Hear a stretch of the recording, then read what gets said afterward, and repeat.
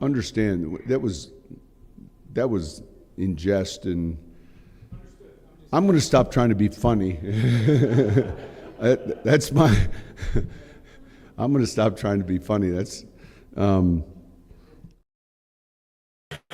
Yeah, stop trying to be funny, Coach. This is not the place to be funny. It's not. Altitude football with DMac and Mike Sanford. Coacher, how you doing, buddy? Oh, I'm doing good. What you got, man? What you got? I'm excited. What do you got? I love options. Okay. Make me do you have any excited. breaking news? Any options become available in the last I don't know, for 2-3 hours? I just got back from the old gym, so I missed the last hour and a half of news. Oh, good for you. Yeah, a little CrossFit, man. Really? Yeah, it's not going well. Yeah. I'm in incredibly bad shape, Darren. Incredibly bad shape. The media coaching world will do a number to you. Yeah, my endurance and my tank doesn't have a whole lot of capacity right now. I know. You look good though. You look really good. You're a fine looking fella. So, don't look good naked right now, DMac. That's the problem. Really, seriously. I just have towels in front of all my mirrors, That's what you mean. Yeah, I heard you say that last I think it was on Sunday. You said towels in front of my mirrors. That's what it's all about, bro. That makes a ton of sense now. A ton all of sense. Right. We are here to chit chat to you about football. We've obviously talked about everything under the sun on Altitude, but 6 o'clock Monday through Thursday, football. It is football. So football. So we'd like you to like and subscribe and all that sort of stuff. There's all sort. Let me just start at running back. That's where I want to get into, and then we can go through a bunch of other stuff too. But today was a important day because at 2 p.m. that was it, and fewer athletes in the NFL, Mike, are being tagged at all. Yeah. One that happened during our show is Daniel Jones got the transition, a very rarely used transition tag, which is a little confusing if you're not aware. It basically says you get paid the average of the top 10 and you can negotiate with other teams, but it gives your team the right to match. Who the heck is going to go Daniel Jones for more than $37.5 million? Was that right. Did I read that right? Is the franchise not franchise tag, the transition tag, which is less than the official? What do they call the actual franchise tag? It's got there's another adjective associated, like I don't know. Is it unattached or like what do they have? Something like unattached franchise tag or something like that? I don't know that. You got me on that one. Franchise tag, the way that we know it is what happened today at Breece Hall. Top five. Yeah. And it's the average of the top 5, but you can be franchise tagged twice, which never happens. But Kirk Cousins did do that. And the second time there's something semi-punitive, right? For the team. Or is it the third time? You can't tag him a third time, but it's the average of the top 3. I mean, and you're guaranteeing yourself that you're not going to keep the guy, right? Like you couldn't work out a long-term deal. You couldn't work out guaranteed money. I mean, there's no way if the guy's any good. However, that is Kirk Cousins turning down like $100 million guaranteed. 100%. I mean, it's a wild thing to do, and he's done it multiple times. But that's why Kirk Cousins, he's bet on himself and he's worked out. So Daniel Jones, yes, 37.5 on the transition tag. Who's going to pay that for Daniel Jones? The Colts, apparently, that's it. They must have thought somebody was, I guess. I guess they have no other option, man. Like, there's no other quarterback that they could potentially play with. And they felt good enough about Daniel Jones when he was healthy to say, 37.5 for 1 year of, I know he was playing MVP level for what, 6 weeks? Well, 6 weeks does not a season make. I think they have until, July or June 15th. Maybe it's June 15th. Maybe it's July 15th. There's something. It's June or July 15th to work out a long-term deal. If you don't reach a deal by then, welcome to it, man. That's the year. That's it. That's what you got. So a lot of times these tags are just excuses to just, all right, we got to figure this out. And, this happened with Demaryius Thomas, for example, back in the day with the Broncos. This happened with a few guys. We're like, we just want to get it done, but we're, here. We don't want you to go to free agency. But it's only 3 guys. Can you name the 3 guys that got tagged, franchise tag? Can you name them? You're talking about this season. This year, there's only Just 3. now. It was Brees, and obviously Daniel Jones is not one of them. He's not one of them. Um, Brees. Come on now. That's not even the hard one. This is an easy one. Franchise tagged? Franchise tag. Come on, bro. Give it to me. bro. Just give it to me, bro. Jerry Jones. Jerry in the shower. Oh, not Dak. George Pickens. Pickens and Kyle Pitts. And Kyle. Yes, I knew all 3. Okay. Yeah, but guess who didn't get tagged? This will get me into it anyway. Guess who didn't get tagged? Kenneth Walker, running back. Travis Etienne did not get tagged. Travis Etienne. That's what I'm talking about. Did not get tagged. And neither did Kenneth Walker. And that is important. Okay. That is important. Because it's good to have options, Mike. It's good to have options. Like, I'm with you with ATN, man. To me, I want ATN.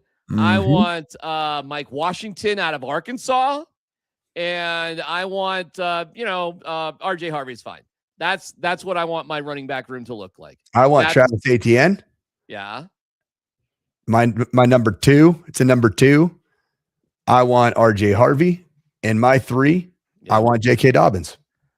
Wow. Really? Mm-hmm. Yep. I want my 1 and my 3 to be interchangeable. Wow. And I want to quit my first-time play caller, Davis Webb, to have a chance to be very successful with a balanced attack, because this was a team that a year ago, when it ran the football well, it looked like it was potentially a Super Bowl, like a legitimate Super Bowl winning possible team. And then when those 100-yard performances from J.K. Dobbins went by the wayside because you no longer had him available, you looked like a team that was led by defense. And if the defense didn't have its A game, you were going to be reliant on Bo Nix heroics in the fourth quarter. And that's just, it was fun. Okay. The Giants game was a blast. There were a couple other games that fourth quarters were super fun. But did it feel like that's a way to build your franchise with a much more challenging schedule coming up in 2026? You're playing a number 1 seed schedule. It's a different beast, man. Interesting. And all I can tell you is this, man. Okay. This is my biggest fear. I feel like the Denver Broncos coming out of 2025-26, really the 25 season, they sit in pole position in the AFC West for the first time in a long time. Right. But because of the availability of running backs and tight ends early on in the draft that could be franchise altering, I am terrified to sit on my hands if I'm the Denver Broncos, because of what could come of the Kansas City Chiefs, both in free agency at the running back position. You mean to tell me that Andy Reid is going to just sit there and let a guy like Travis Etienne or Kenneth Walker III not join his team that has been just looking for a runner, because Isaiah Pacheco is now getting to the point in his career where he's hurt? And then pick 9, my word, that has Kenyon Sadiq written all over it. Oh, wow. Okay. Or Jeremiah Love. Depends on what you want to do. Wow, you think Sadiq could go top 10, huh? Well, think about getting that toy for Travis, or for the heir apparent to Travis Kelce, for a quarterback that truly loves throwing to his tight end. Okay, I got you. All I'm hearing about Kansas City is how we're in competition with them for running backs and how much they desire running back. And that would be an incredible spot for Jeremiah Love, by the way. For sure. So 100%. Would you really go with Sadiq over Love if you're Kansas City? If I'm Kansas City, I think rookie running backs can be a challenge to get up to speed in due time. Just look at Ashton Genty. I know the team around him was bad. Yeah. I just think that the Kansas City Chiefs, knowing full well that Patrick Mahomes is going to be back by at least game 6 from what everybody's saying, they would love to have an experienced running back. And there are 2 right now available that have stayed healthy and would be the perfect complement to an offense that obviously has relied so much on Patrick Mahomes' wizardry to make things happen. All right. You always have the best takes, man. It's always awesome talking to you about this stuff. Let me just back the truck up a little bit. Are you surprised they didn't tag Kenneth Walker? Gosh, I mean, it seems like the Seattle Seahawks Super Bowl MVP. Super Bowl MVP. You know what the Seattle Seahawks did? They did the whole thing where you separate emotion and you separate fandom and you just simply make business decisions absent of emotion. Should the Nuggets have exercised that same, I don't know, not apprehension, but that same type of discipline, maybe around Michael Porter Jr. instead of giving him a max, right? Yeah, gotta go back a ways for that, but yeah, it is a ways away. I mean, gosh, it's a hard thing when I know what you're saying though. Yeah, when you just won a Super Bowl. At the end of the day, you won a world championship with Michael Porter Jr. So, I mean, at the end of the day, you win a championship, coach. I mean, that max worked out. Yeah. Right. That's the one thing you get to say about championship teams. No matter what they did, it was right. Yeah. So, I just don't you have the feeling that even Kenneth Walker III's agent is chomping at the bit for the opportunity to see what he's going to command on the open market? When we were on the air today, Tyler, Saquon Barkley came up, and I go, because it was floated like 16 million. And it was funny, like Andy Lindahl was like, I wouldn't pay more than 12. And I'm like, all right, like, is there a reason you're saying that? Or are you picking a number out of the air? And I'm like, well, because Saquon Barkley makes 20. And Tyler goes, he does? And I was like, I'm pretty sure. And I checked my math. It's actually 20.6. What's Henry at? Is he right around there too? I don't know. I'm not sure. I think his deal was a little earlier. My point is, if that's the top of the ladder, and nobody's going to argue that. All right, well, where's the Super Bowl MVP if I'm his agent? You know what I'm saying? Yep. Like, I gotcha. I'm not asking for 20, but I'm asking for 16. Or, and I'll settle for, 15 and a half or whatever, or whatever the number is. I don't know what it's going to be, but I'm not going to be nervous about money and numbers now, because first of all, it's not my money. It's not. And second of all, do we want to win this shit or not? No doubt. What are we doing? It is poop or get off the pot season right now for the Broncos in 2 more years where you have a cost controlled quarterback. Right. Why not give him every single piece possible to maximize and optimize these 2 years? So when I see options, coach, I get fired up. Okay. And this is the way free agency goes in the beginning. Anybody you shoot at the beginning gets overpaid, coach. It's the way it goes.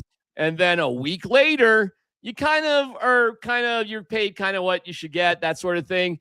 And then a week after that, you're in the dollar bin. And that's the way free agency goes. So we had a great example around here. I remember when Shelby Harris just thought he was the cat's meow. And he couldn't wait to get to free agency because I think thought he was going to make like 12. I think he ended up making 2. I mean, Justin Simmons. I was going to bring up Justin. Yeah. He had a great gap year. I hope he took Spanish. Like, what's going on here, man? You want to play in the NFL or not? Like, what are we doing here? And just because the Broncos overpaid for him in like the wrong way, that's who you don't overpay for. Safeties. You don't do that. Okay. You know how good you'd have to be as a safety to get the money Justin was? And he was good. I'm not saying Justin wasn't, but that's ridiculous. What he was making. It's just out of whack with the value that you actually have. Mike, is the number one thing the Broncos have to straighten out the running game? Is it the number one thing? Yes. Because if you had a reliant running game, start to finish, you play in the Super Bowl. Correct. Jarrett Stidham would have been a Super Bowl starting quarterback had you had one of the top 8 running backs in the National Football League available in the AFC Championship game in that weather. And even if you don't have to play in a game like that, yeah, just look at the last 2 Super Bowl champions, man. That's all you have to do. How did they win it, Darren? Yeah, it's all you have to do. What were the 2 main ingredients that they put into that stirring bowl? Well, it was Saquon Barkley and Kenneth Walker. I mean, if that's where you're going. I'm saying so look at Philadelphia. think about that game against the Witch. Right. What did the Witch look like against Philadelphia's defense? He looked like he was running like a chicken with his head cut off. Did he not? It wasn't good. And then he got his ass kicked. And then think about what the Seahawks defense did to Drake May. Yeah, one of my favorite memories from this past Super Bowl is how sheepish Sam Darnold looked as a Super Bowl champion. Yeah, like apologetic. It was an apologetics course. He stood up there and he tried to. I'm sorry that we won the Super Bowl with such bad offensive play. Yeah. Please acknowledge this defense while I watch my market value plummet and my agent is about ready to kill me for saying these things. Yeah, it was hysterical. And listen, the only reason you got in field goal position was because you were handing the ball off to Kenneth Walker. And that was it. So the way the last two Super Bowl champions have won this thing have been with elite pass rushing. Do the Broncos have that? Yes. Okay.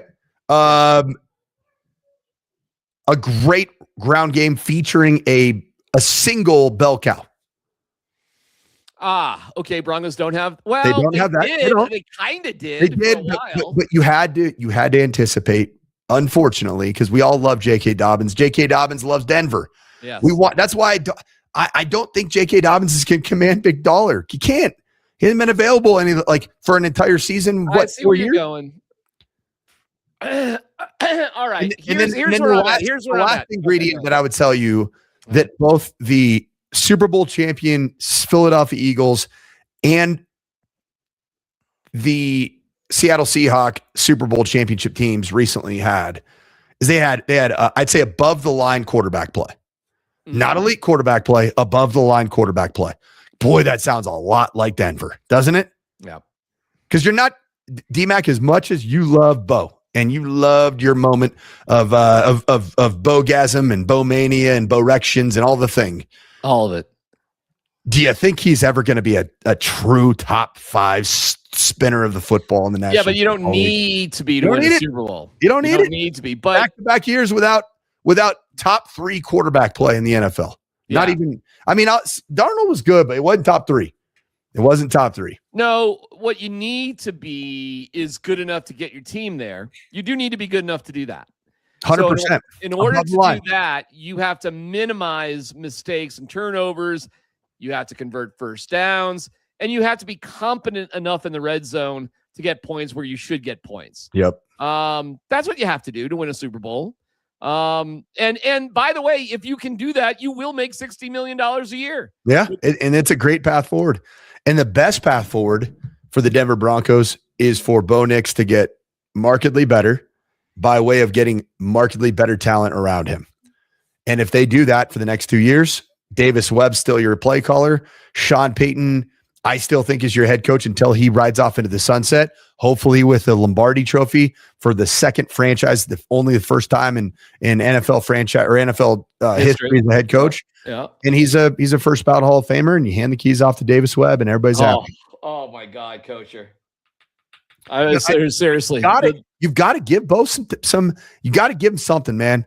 And do you think the Broncos won't give him this? I think we're all on the same page here. Like, do you feel like so let's look at this is year 4 of the Walton Penner group, the George Payton and Sean Payton mixture. This is the 4th cycle coming up, correct? Yeah. Yes. Do you feel like there's ever been a wow offensive player that's been added via the draft or free agent?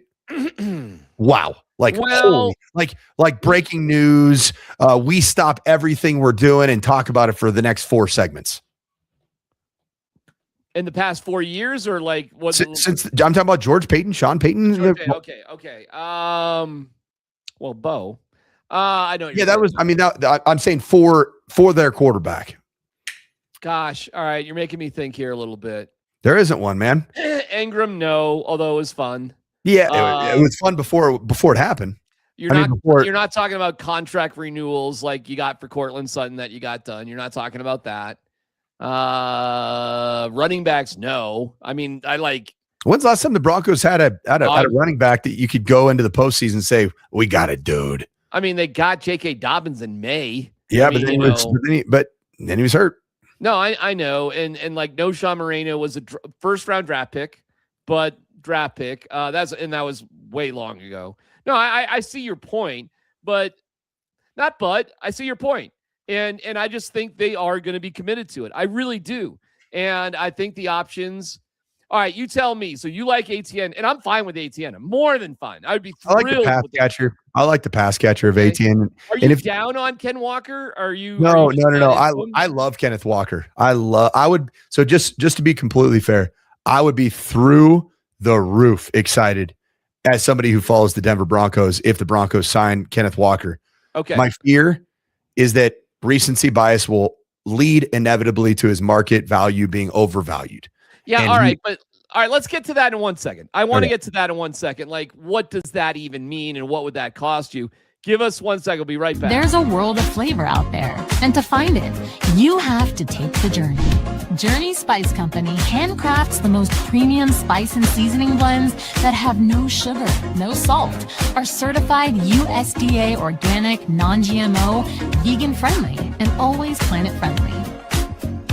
You are going to love serving amazingly delicious creations while knowing you helped reduce single-use plastics. Make sure to search for Journey Spice Company on Amazon today.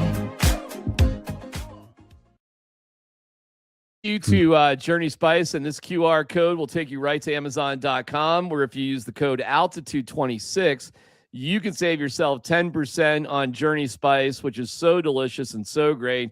We use it on every single meal in our household. And Coacher will get you guys into it as well. We love you. Love me some Journey Spice. There you go. You know what else? All right. Yeah. What? I just love the numbers over I know this is football. 2 goals, 9 assists, net ice in the last 11 games of plus 13. Gabriel Landeskog. Gabe's a great player. Not a disappointment. The guy's been awesome. Continue.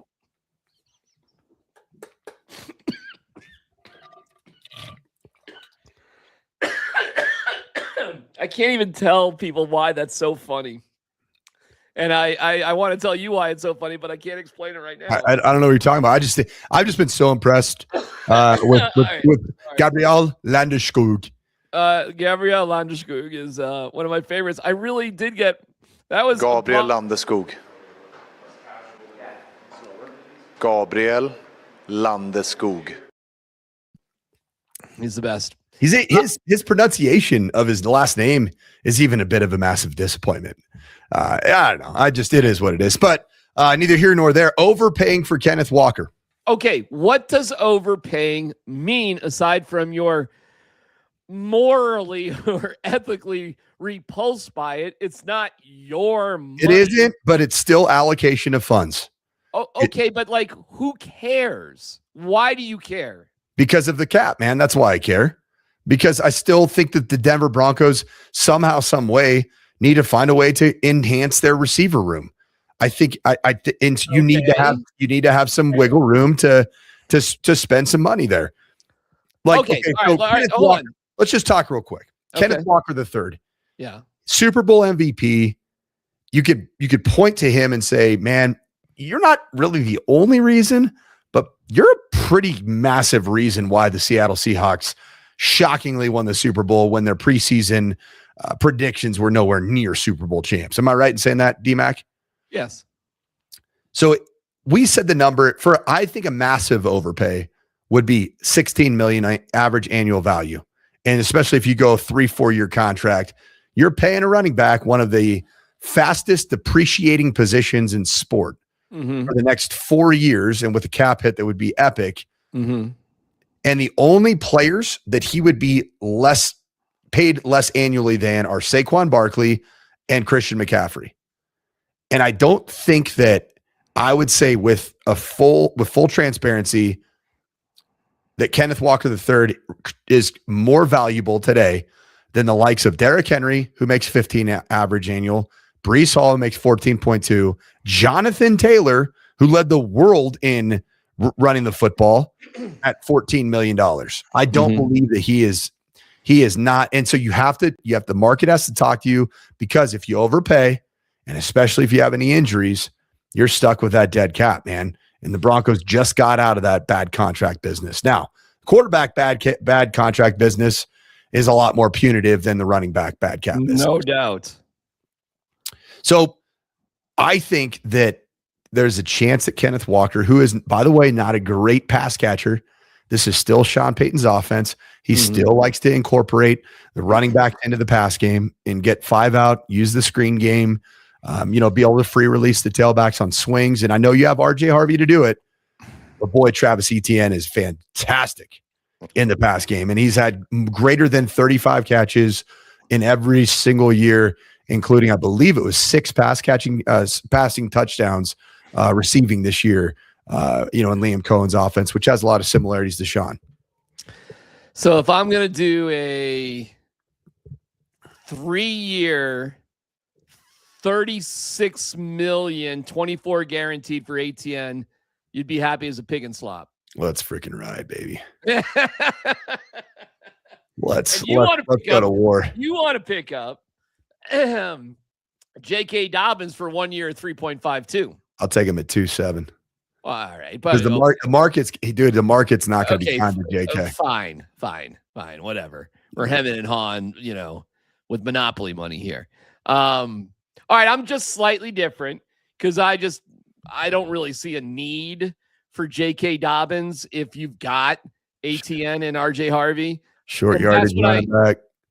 I'm drafting Mike Washington Jr. out of Arkansas, who's 6'1", and by the time we're done with them, will be 235 to 240. And maybe it's not a 4.3 he's running, but it's not that bad. Right. And that's what I'm doing. And listen, if it's not Mike Washington, you could talk to me about, but it's got to be a bigger back. Jadarian Price. Oh, fine. Let's go. Good. Cool. You're gonna have to use your second round pick or potentially your first round pick. Yes. To get a running back that's better than RJ Harvey. All right, can I get Coacher? You with me here? Watch this. Yep. Can I get Eli Stowers? Stowers. You got it. You were right. Trust your instinct. Can I get him at 30 and pick up my guy Mike Washington in the second round? Yeah. Oh yeah. You're gonna have both you have the availability, and you just got a lot faster, a lot more athletic. And I just paid for Travis Etienne. You did. All right. And I just dumped Ben Powers. Okay. I just restructured McGlinchey. And I'm going to draft a guard maybe where it makes sense in the 3rd or 4th round. I like that. Because I don't know if he's going to be better than Palcho. We're going to let them battle it out a little bit. We're going to see how Palcho win the battle. Okay. Well, I still want a linebacker, a D tackle somewhere. I'm signing Singleton. Okay. But I'm doing that. That's not going to kill me. And we may get a little hometown discount there. Oh my God. Am I dumping Dre Greenlaw? Why? I guess I'm not. You're on the books for him, aren't you? No, I am. I got another year of Greenlaw. Yeah. I would only be dumping him if I needed to make room for somebody else, but I'm not drafting an inside linebacker now in the top 3 rounds. So I guess I'm hanging on to him. I'm saying goodbye to Strnad. And I'm hoping my other linebacker crew of Savion Jones, Q Robinson, Drew Sanders, and maybe I'm drafting somebody else in the 5th round, another inside guy. Drew Sanders, yeah. I never seen him play. I know. He did have that one moment. He had a sack against the Bills was it 31-7 loss in the first round of the playoffs against the Bills? We call Drew Sanders Sasquatch because we hear rumors about him. But yeah. I remember we were at number 38, and I'm like, wait a minute, who was that? Wait, that Drew Sanders? Is that the abominable snowman? We had a guy around here. This goes a little bit before you got here. You might remember him though. Ben Garland. Do you remember Ben Garland? Kinda loosely. Okay. The name familiar. Ben Garland was a local Colorado guy who went to Air Force. Okay. And he started off as like a defensive lineman, but then got switched to offensive line, kind of like McChesney kind of switched positions. Yeah. Oh, yeah. And he had a very tragic thing actually happen. There was a wildfire in Colorado Springs, and his grandparents' home burned down. And one of the things in there you get as an Air Force grad is like a silver sword, something that means a lot in the military. Of course. And there was a big ceremony where he was presented a silver sword. Well, Ben Garland when he was with the Broncos coacher, he was still an active member of the Air Force Reserves. So he would they would have training camp or OTAs. And when that was done, Ben Garland was putting on his fatigues and serving our country. That's crazy. It was, look into it. It's really, really cool. And because of his he was with the team, he switched positions. It was weird time. He gave up time because of his Air Force commitments. And he just ended up lingering around the Broncos for like 6 or 7 years or something. And it was always weird because it was well, what is this Ben Garland guy? Well, Ben Garland went on to be with the Atlanta Falcons and was a starting guard in a Super Bowl, by the way. And I think he had maybe a 9-10 year NFL career. But it was always a funny thing to talk about Ben Garland because he was always kind of an enigma. It was weird. He's still on the team. He's not flying around in planes or whatever you got to do. He's too big to do that. You know, it was also kind of like that in the last 3 years until this year was Levi Onwuzurike. Oh, there you go. There you go. Is that right? Because the gambling thing, right? That's right. And then he was free, and you're like, oh, I've heard about this guy for the last couple of years. I mean, and Ben Garland was I'll give you one more quick one. Ben Garland was literally like Mr. America, like Captain America. He was like Captain America on the Broncos. It was crazy. This is during the Tebow time. And McDaniels used to have him run gassers. Well, hey, coach, can you imagine Tebow running gassers for the Broncos? I mean, we're going to kick some ass right here. Oh, he was rolling. I'll never forget Brandon Stokely and Kyle Orton just relentlessly making fun of Tebow because of how, hard he went on his gassers. There was only one other guy on the team that went all, because everybody else runs in a herd. Quarterbacks run together, offensive linemen run together, D tackles. You know what I'm saying? Yeah, just quintessential sandbaggers. Right. Ben Garland went all out and nobody gave him any shit about it whatsoever. No, he's an American hero. He could disassemble your body in 32.8 seconds. He's a train killer. Anyways, enough about Ben Garland. He was a cool guy, and that's what Drew Sanders is. And that's how I'm building the team. That's how I'm taking care of things. And I am fired up and excited. And I love Eli Stowers. I mean, I got to write Stowers. Yep. Kenyon Sadiq. Think about this. So he jumped so high that he was a tower. He was a human tower. Therefore, Eli Stowers. Stowers. Yep. Stowers. I got it. Yep. I got it forever. He could jump over the highest skyscraper in Denver. A tower is Eli Stowers. I got it. I love it. Let's get some comments here.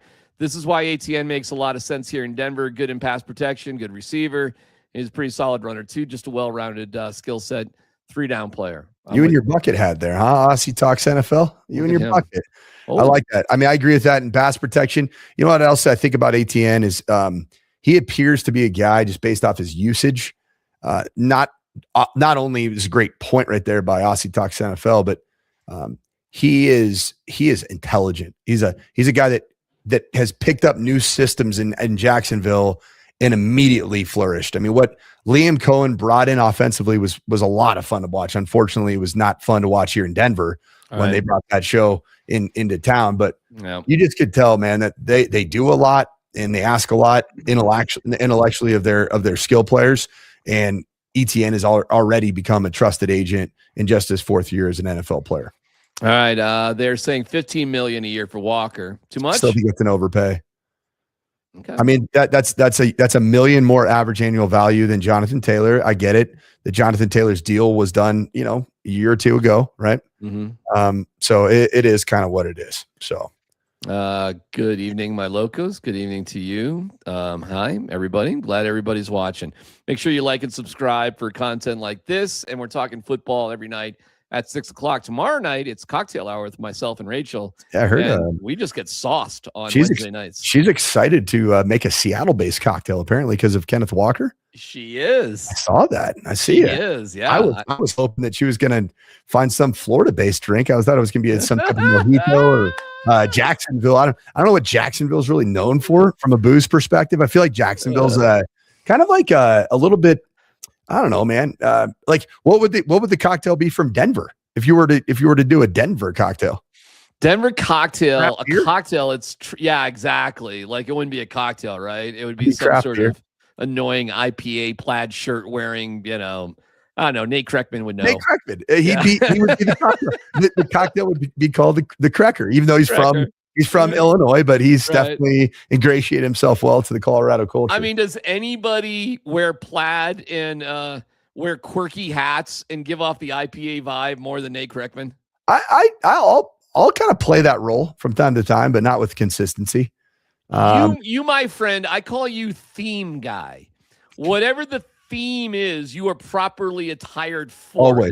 Always. You know what today? You know what today at Valor was? What? So it's Wish Week because we're raising money for a Make-A-Wish kid to go to Hawaii. Well, And so each day of the week is themed, and there's restaurants that everybody go to, and then that money, 15% of the proceeds go to that travel, for the young man to go to Hawaii. So today, of course, was 303 day. Happy 303 day to those that observe. And of course, what was I wearing earlier today? My brand new Welcome to Colorful Colorado Rapids kit, man. I had my kit on. Yeah, you look good. Ready to go. That's a tight kit, man. That looks pretty cool. Yeah, it was svelte. It was cool. It's a good looking kit, man. I got a lot of compliments on it today. Let me give you a couple of other NFL things. The misery that is any involvement whatsoever with the Cincinnati Bengals must be unbearable. And congratulations, Trey Hendrickson, for getting the fuck out of there. Where's he going? Well, anywhere else, but he's a free agent. They didn't tag him. He's free to explore options. Where do you guess that he ends up? Who needs, aside from Myles Garrett, arguably the best Crosby's pretty filthy. Crosby's good, and these are guys who can go inside and outside. TJ Watt is elite. They're all good. Yeah. Where does he go? He goes somewhere where they're going to buck up like $26 million a year for him. It's something along those lines. I could see like a team like Jacksonville. I'll tell you who has like ridiculous cap space is the Tennessee Titans. I guess I start there with anything because they have so much available money. And I mean, who wouldn't love that? And then you get to live in Nashville and they're building a new stadium. Pretty cool. I mean, life is good. Trey Hendrickson's not young.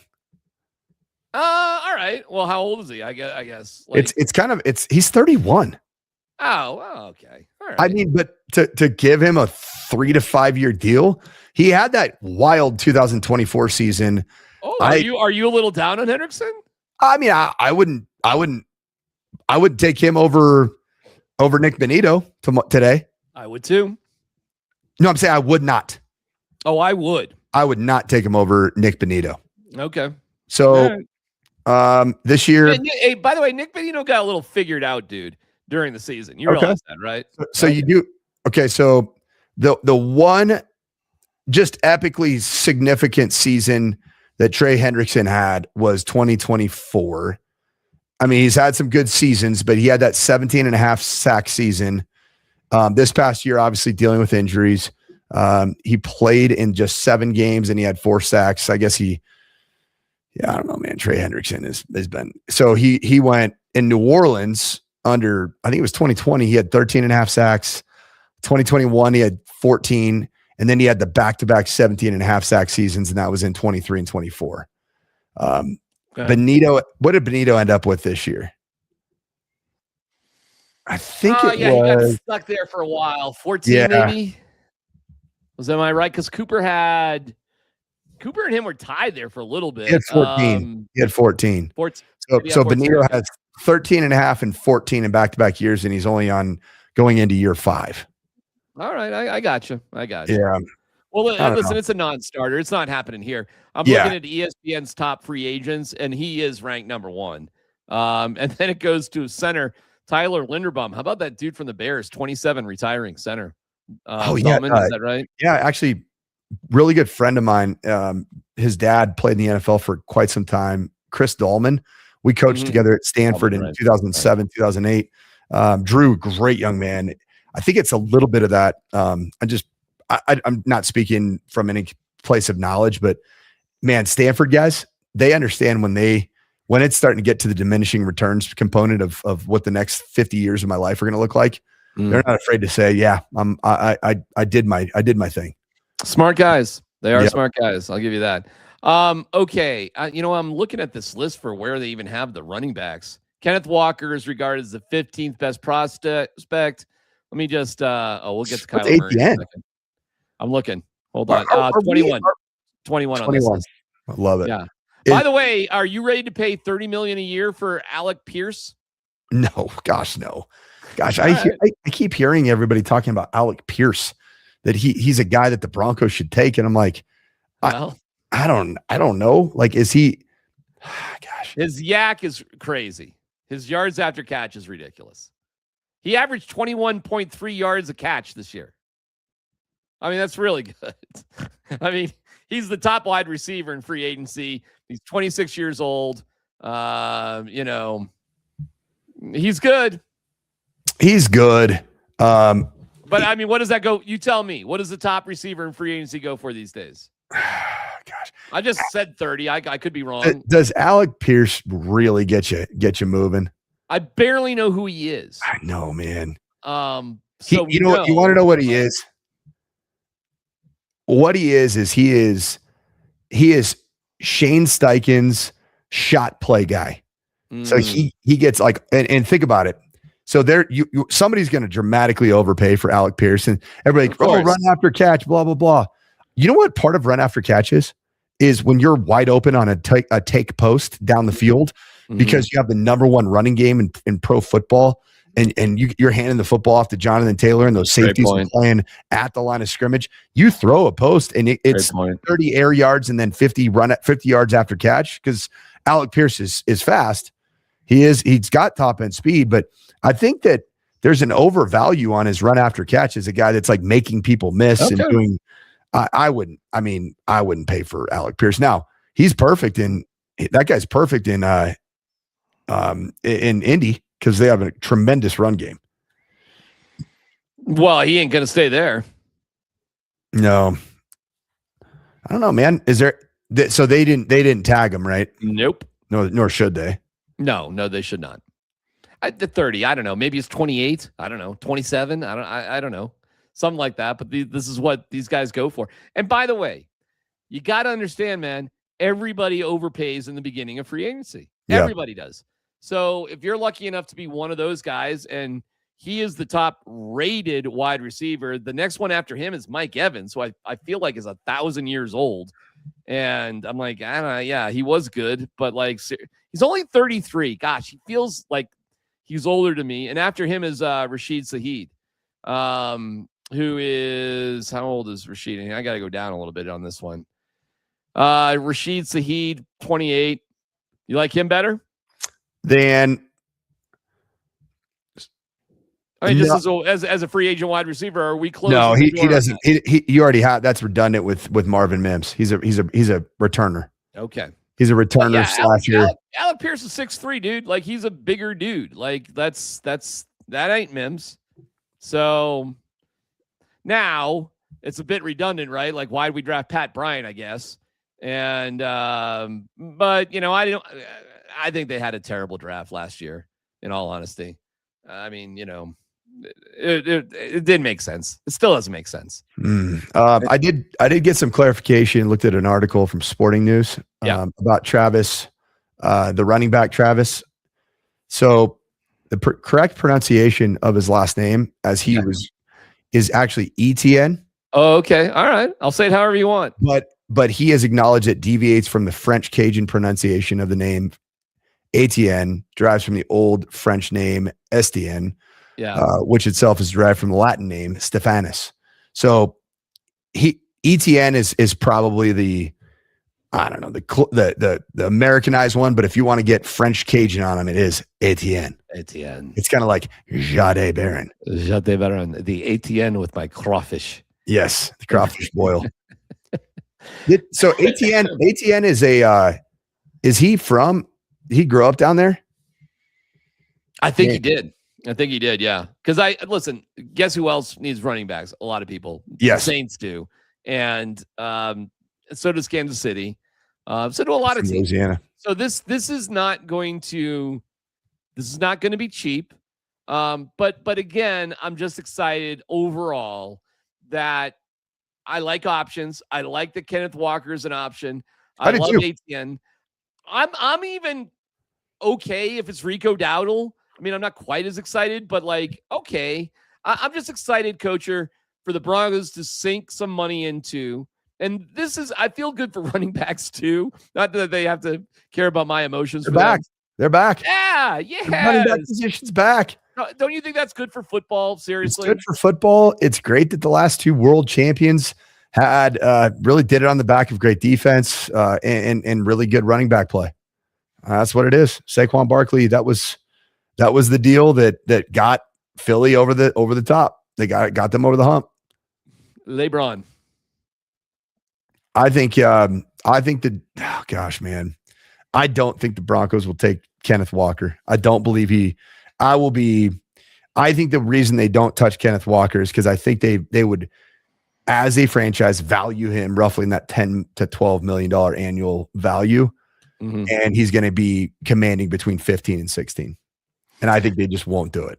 All right, a couple other NFL things before we call it a night, and we get to some hockey tonight against the second puck, little Ducks.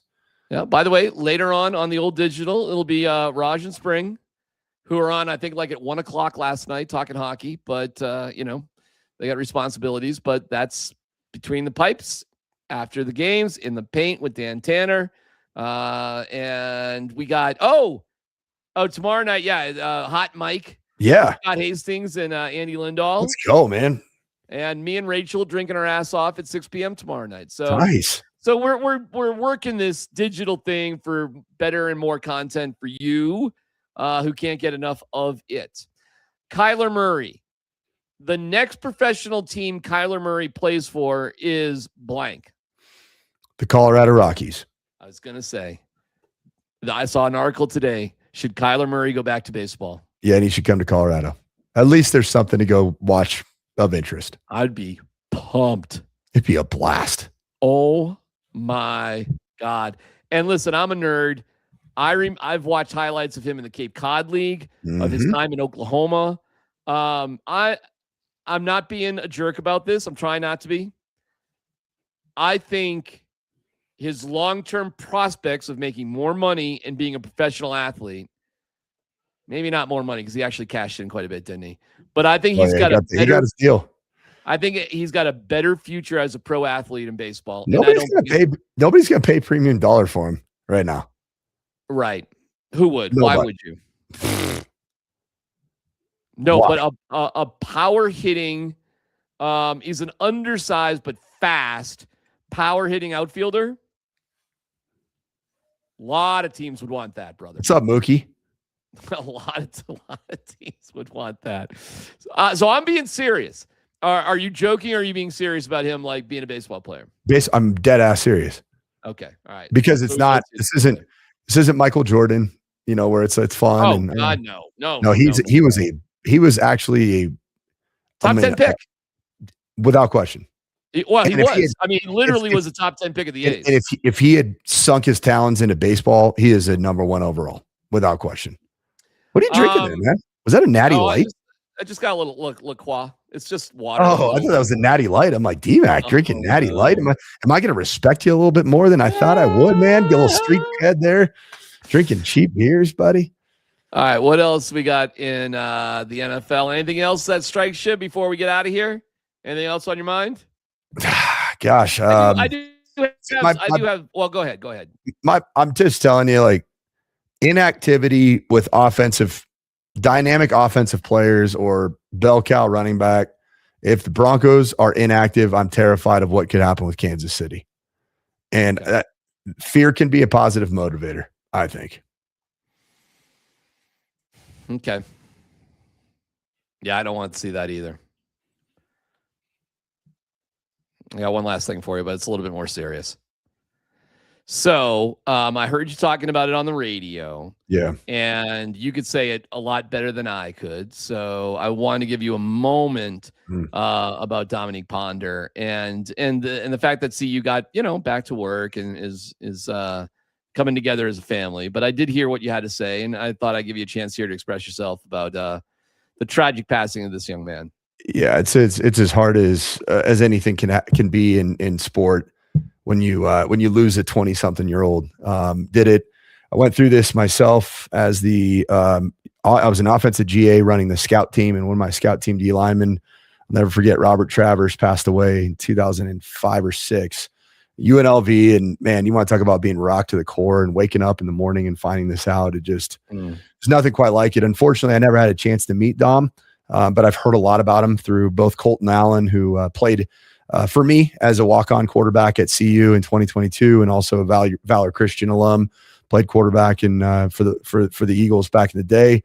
And he is very close with Dom Ponder, as is Ryan Staub, another quarterback that I still talk to quite a bit to this day. And man, it rocks the team. Getting back to work sometimes can be medicine, but there are times where you're sitting out there and realistically, probably a third of the players that are out there on the field are looking around and saying, man, what are we doing? We just lost our brother. And that's just there's no right way to navigate it. It's better to get back to work. It's great to have, what CU provided. I know Fernando Lobo, the new athletic director, who apparently did a great piece with Vic Lombardi and I'll be on Altitude TV, but you provide all the resources that you can. You counsel your players, you love them, you realize, you tell them obviously how important each one of them are, and then eventually you have to get back to work. So rest in peace, Dom Ponder. Thoughts and prayers for your family, thoughts and prayers for the CU football team, and for all of his tremendous friends on that Buffs team that are dealing with loss that maybe they haven't dealt with in their lifetime for one of their peers. All right, my friend, well said, and we'll wrap it up on that note. And we appreciate you, man, and we'd like to have as much fun as we possibly can. And talking football for us is a lot of fun. So, Coach, we will see you. I'll see you tomorrow at the radio station, but we'll be back together. Off day for me. Oh yeah, that's right. I'm on the IR for just scheduled maintenance. It's just like a Nathan McKinnon day, just scheduled maintenance. Okay, man. Right. By the way, Nathan McKinnon's got his Stella's got her groove back. He's, we're good. We're good. Yeah, we're fine. We're all good. All right. We'll see you. So is apparently I think Gabriel Landeskog also. He's been pretty good this year. We'll see everybody later. Bye. See you.